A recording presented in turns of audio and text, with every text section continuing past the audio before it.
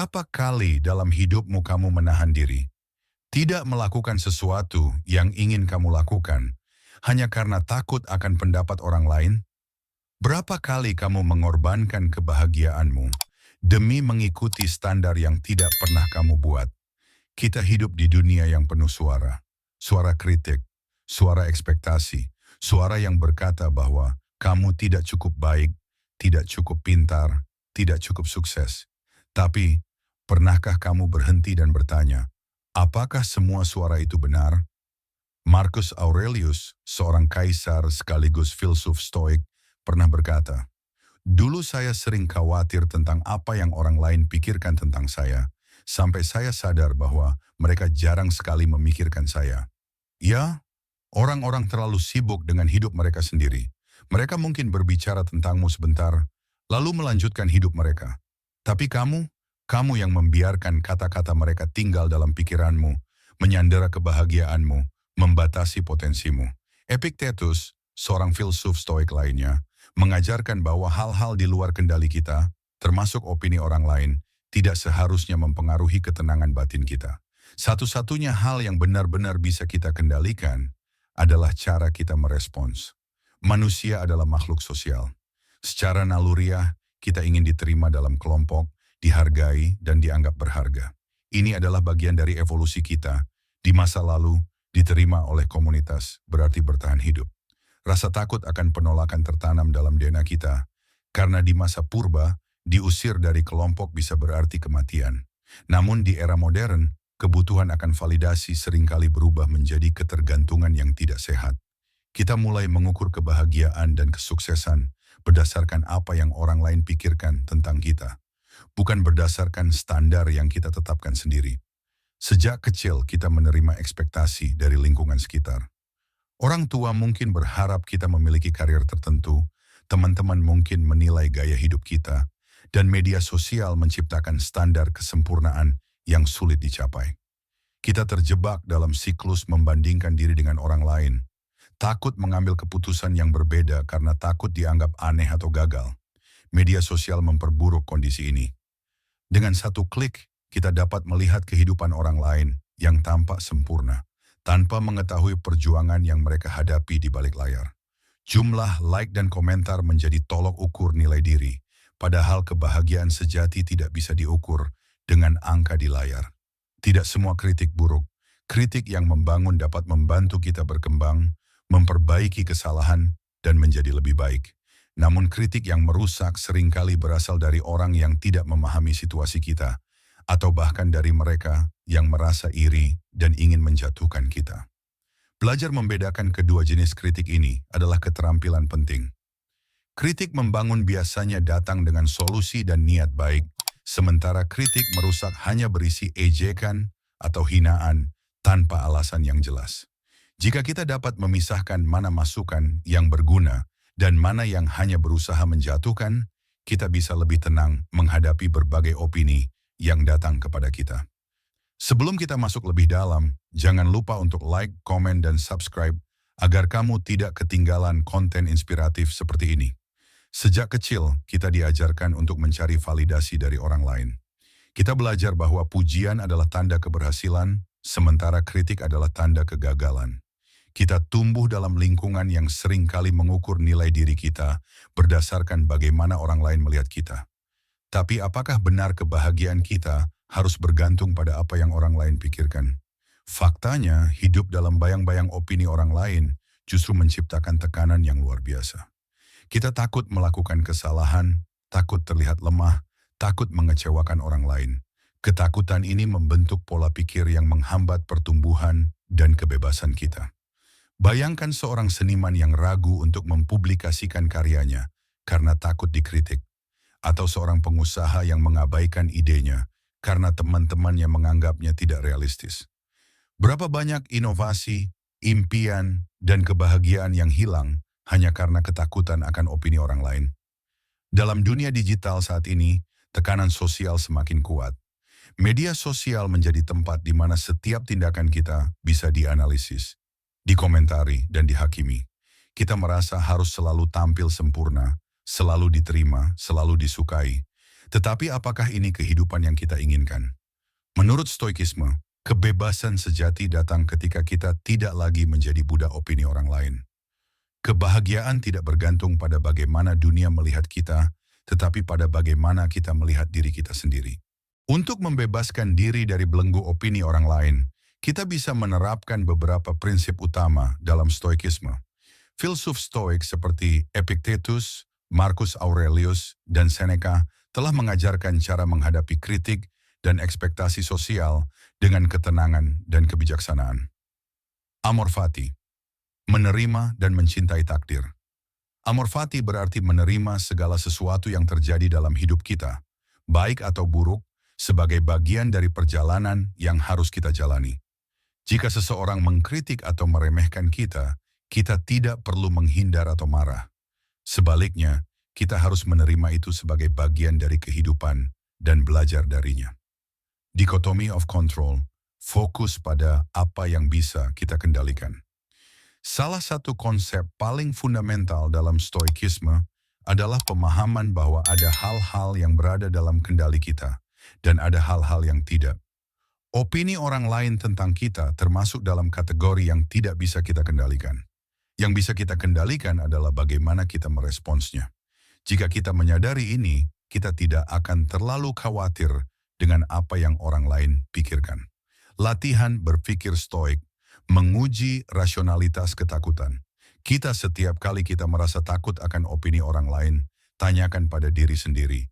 Apakah ini benar-benar penting dalam jangka panjang?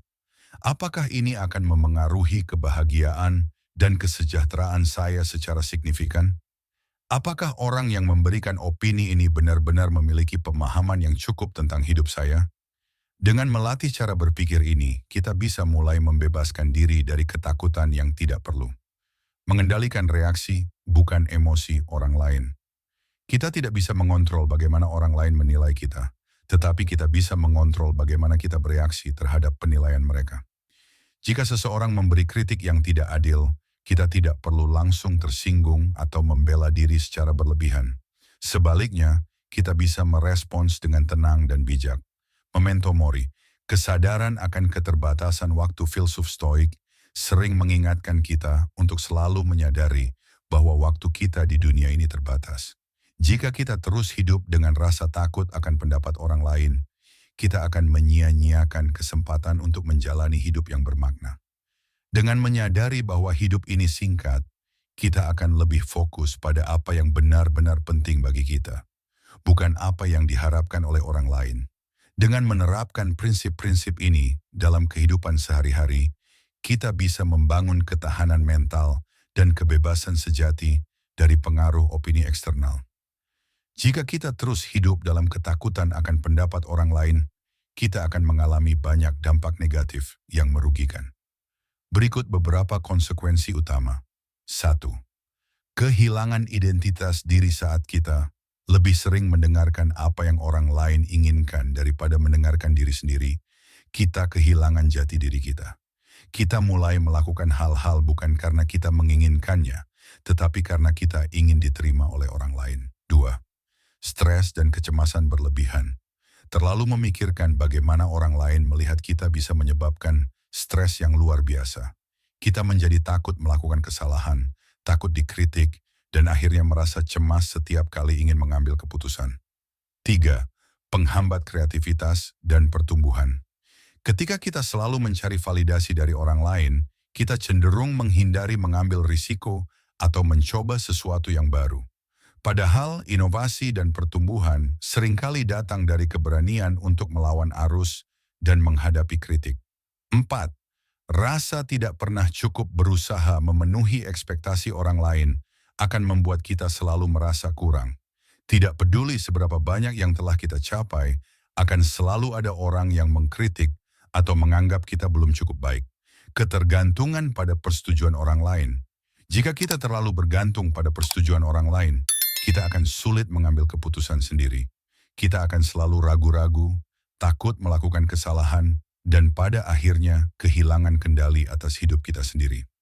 Cara terbaik untuk keluar dari lingkaran ini adalah dengan menyadari bahwa kebahagiaan sejati datang dari dalam diri, bukan dari bagaimana orang lain melihat kita.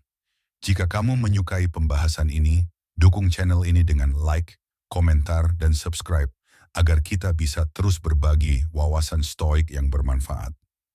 Refleksi pagi sebelum memulai hari, luangkan waktu sejenak untuk merenungkan apa yang akan terjadi. Tanyakan pada diri sendiri, apa yang mungkin akan mengganggu ketenanganku hari ini? Bagaimana cara saya merespons dengan bijak dan tenang? Menulis jurnal gratifikasi. Setiap malam, tuliskan 3 hal yang membuatmu bersyukur.